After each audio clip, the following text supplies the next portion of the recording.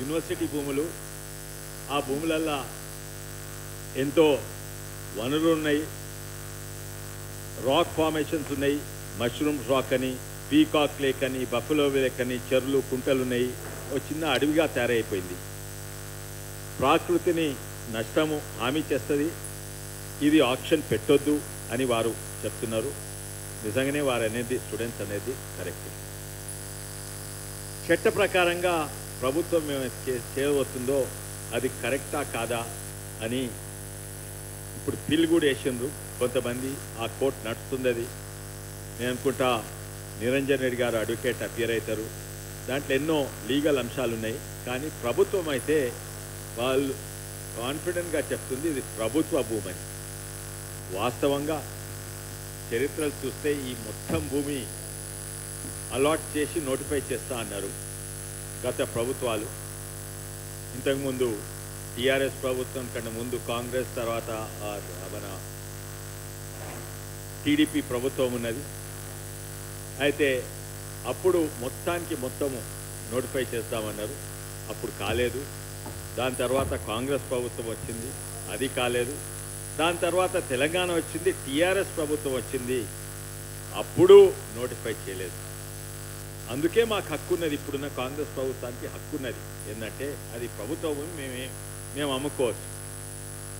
నిజంగానే అది ప్రభుత్వ భూమి ఉన్నా కూడా దాంతో ప్రభుత్వ భూమి అన్నందుకు లీగలీ సాధ్యమైనందుకు మీరేమంటే అది చేసుకోవచ్చా? ప్రకృతిని నష్టం చేసుకోవచ్చా? ఆడ 30,000 ఏళ్ల సంది ఉన్న రాక్ ఫార్మేషన్ పగలగొట్టొచ్చా? అది లీగలీ చూస్తారు. కానీ ఒకవేళ మీరు అమ్మదలుచుకుంటే, ఒకవేళ నిజంగానే అయిపోతే కూడా మీరు ప్రకృతిని, ఆ గ్రీన్ స్పేస్ను కాపాడాల్సి ఉంటుంది. అమ్ముతే హైయెస్ట్ బిడ్డర్ కాదు, అక్కడ ఒక పార్క్ చేయండి, లేకుంటే ఒక మంచి పెద్ద స్కూళ్ళు చేయండి. కానీ ముఖ్యంగా లంగ్ స్పేస్ హైదరాబాద్ కావాలి.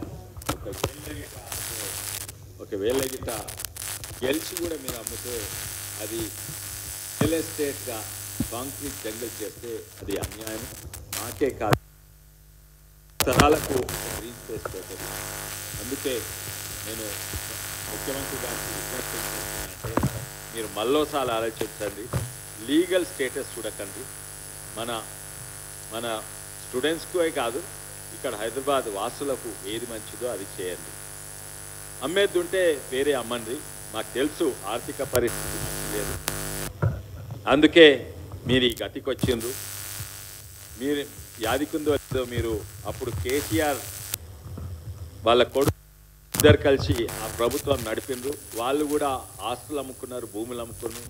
ఇటువంటి భూములే అమ్ముకున్నారు. నియో పోలీస్ అని పెద్ద పెద్ద గుండ్లునే అమ్ముకున్నారు. తర్వాత మన రాజేంద్ర నగర్, హిమాయత్ సాగర్ దగ్గర, బుద్వేల్ దగ్గర అక్కడ కూడా 100,000 ఎకరాలు అమ్ముకున్నారు. మీరు కూడా అదే చేస్తున్నారు.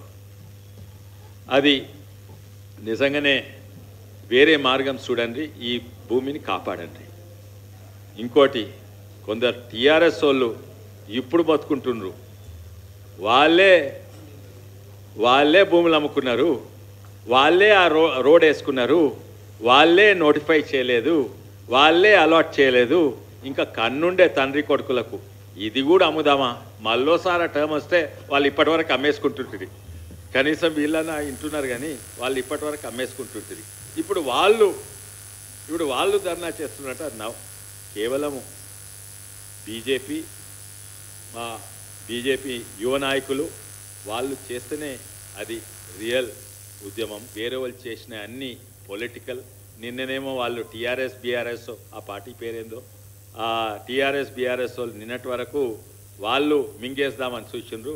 అరే నేను మింగేయలేకపోయి కొత్త వచ్చిన కాంగ్రెస్ ప్రభుత్వం మింగ, వాళ్ళ బాధ గది. అది తప్ప ఏం లేదు, వాళ్ళే అమృతందుకు తయారైండ్రు. దీని గురించి మా సీతారాం నాయక్ ప్రొఫెసర్ గారు కాకతీయ యూనివర్సిటీలో సీనియర్ ప్రొఫెసర్ ఉండే, ఎంపీగా ఉండే, వారు కూడా మాట్లాడతారు. వాళ్ళకి అవకాశం. Print and electronic